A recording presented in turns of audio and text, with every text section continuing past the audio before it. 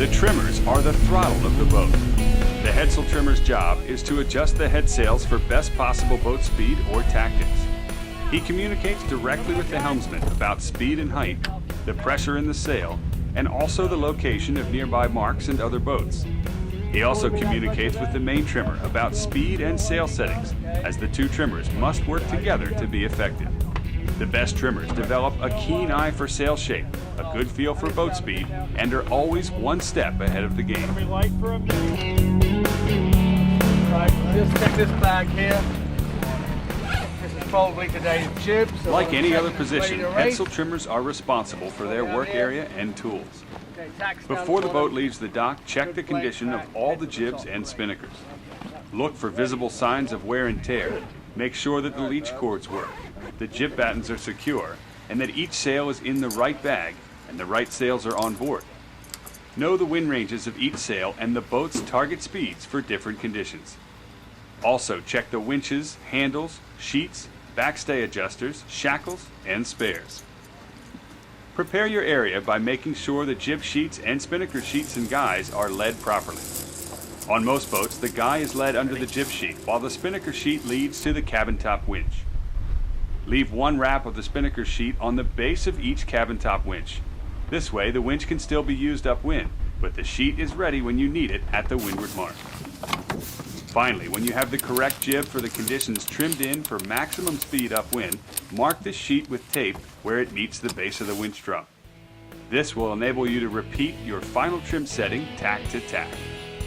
The lead position and halyard tension should also be marked as well so they can be repeated.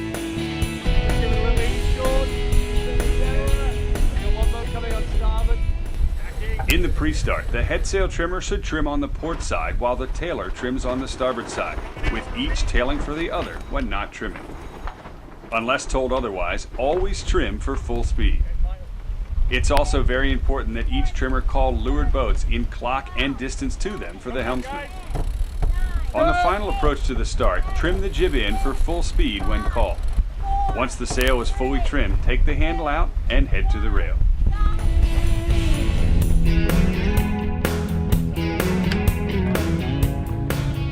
Upwind, the headsail trimmer is responsible for making trim adjustments as conditions change. Adjust the sheet for minor changes in wind velocity and the jib lead and halyard for major changes. In lighter air, the trimmer should stay by the winch as adjustments come often and the weight is usually needed to leeward. In heavier air, the trimmer comes off the rail to make adjustments. For consistency, the primary trimmer should trim both sides upwind while the tailer assists in the tacks.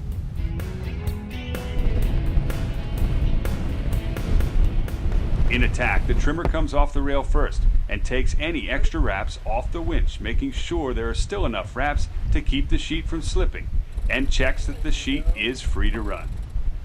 On boats with overlapping headsails, ease the sheet slightly as soon as the headsail begins to unload. Just as the front of the sail begins to luff, release the sheet by unwrapping it counterclockwise off the winch in an upward pulling motion, and pay it out, making sure it doesn't kink or wrap on the turning block or lead block.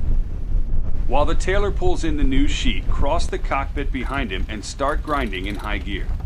As the sheet loads up, grind as much as possible, then switch to lower gears as necessary. The best stance for grinding is over top of the winch with the winch centered in your chest, feet spread at shoulder width or wider, and your weight on your leeward leg. After the grind, take the sheet from the tailer, add more wraps, make the final trim, cleat the sheet, and head to the rail.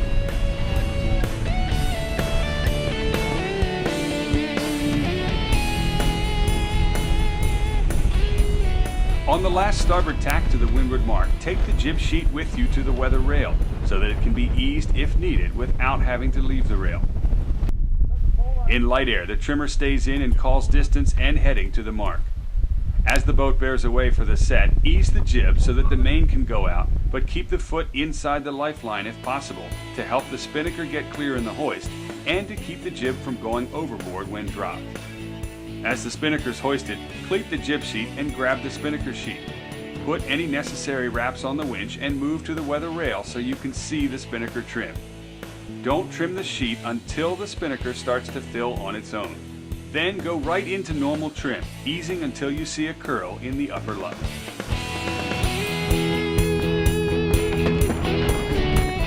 During a tack set, you'll only need to grind the jib into proper trim, which may be a reach if the bow is already at the mark. Then cleat it and move to normal trimming position with the spinnaker sheet. It may take extra finesse to fly the sail if there's no pole. Remember, when in doubt, try to ease it out away from the jib to get it filled.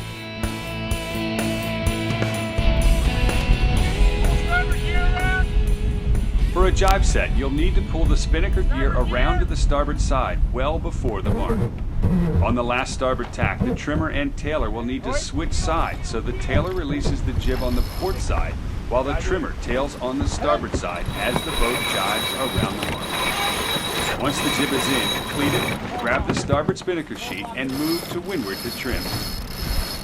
The jibe turn will create a lot of turbulence, so it's a real challenge to get the spinnaker filled, especially in light air. After the jib is down and the boat is on course, trimming should return to normal.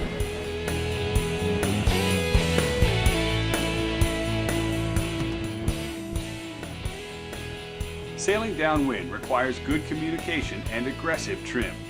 The primary job for the trimmer is to let the helmsman know about the pressure in the sail, as the fastest speed down the course requires constant trim and maneuvering to maintain. Pull up 6 When the inches. breeze goes lighter, tell the helmsman how far to head up to keep the boat at target speed. When the pressure's on, tell him how far to bear off again to keep the boat on target. Yep, good angle, good pressure in the ship right now. When the boat heads up and bears off, coordinate with the guy trimmer as to how far the pole needs to be eased forward or squared back to maintain trim. In heavy air, you might need a grinder such as the pit person or a floater on the sheet winch.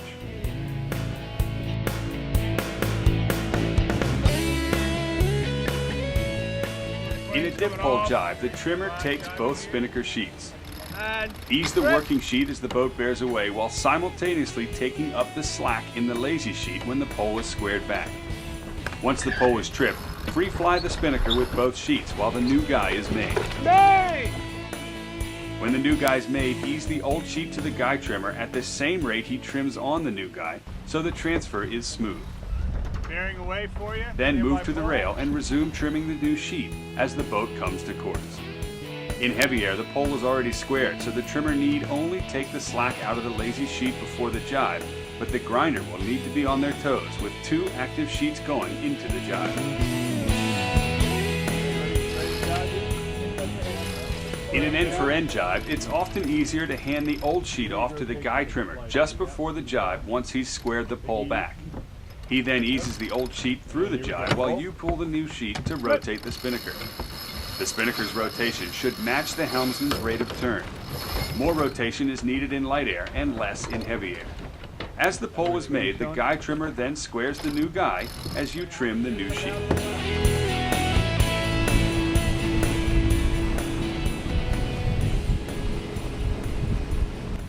When approaching the leeward mark for a windward drop, the guy trimmer should load the jib sheet on the starboard winch with the minimum number of wraps for upwind without slipping, and the handle in before the jib is hoisted. When the drop is called, move from the rail back into the cockpit. Release the spinnaker sheet completely, making sure it runs free but not over the bow. Then grind in the jib while the guy trimmer tails the sheet. When the jib reaches final trim, move to the rail and set up for the next tack.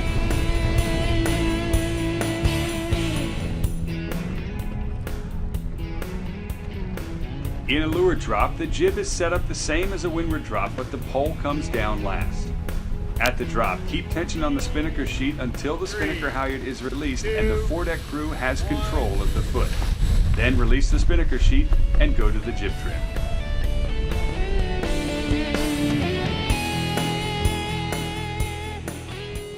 A jibe drop begins with a no-pole jibe.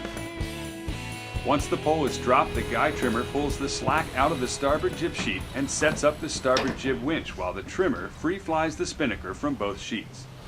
When the drop is called, trim the port sheet hard to rotate the spinnaker to port around the jib while releasing the starboard sheet, making sure it doesn't go over the bow during the drop.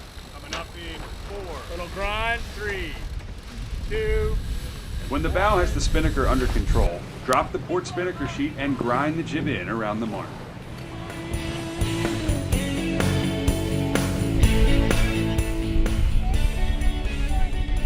All good trimmers have time-tested tricks of the trade. Here are a few good ones. Place duct tape on the top of the drum on worn winches if the sheet is slipping. If the jib gets caught outside the top lifeline in attack, slap down hard on the top lifeline from the cockpit to see if it will roll in before calling the bowman off the rail. If they're not already posted, write the boat's target speeds on a piece of tape and stick it to the cockpit bulkhead for quick reference. The most important thing to remember as a trimmer is that you are the throttle of the boat, so you need to be one step ahead of the game, not just reacting to it.